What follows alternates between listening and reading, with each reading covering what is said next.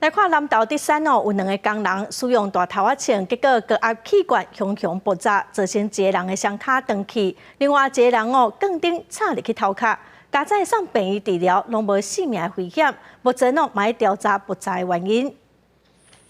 室内零件杂物一片凌乱，空气中也有一种怪味。南投德山立南路一间铁厝，24号早起发生高压气瓶爆炸意外，现场2名单身工仔人受伤。南投消防局得到消息，派德山6国分队救护车到现场。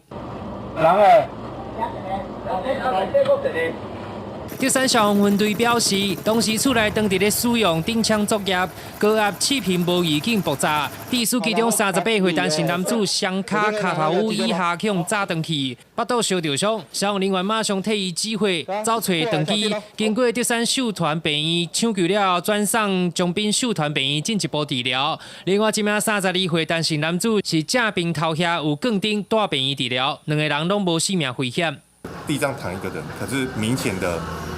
他的肢体的比例就不对，他就走近看哦，原来他膝盖这样全部不见了，然后我们就赶快把我们同仁就赶快进来，就止血带赶快打上去。后来嘛，伊转来唔知有法度看伊要安怎休，看伊应该生活无咋做啊啦，迄2只脚安尼是要搁做啥？有啥法通做？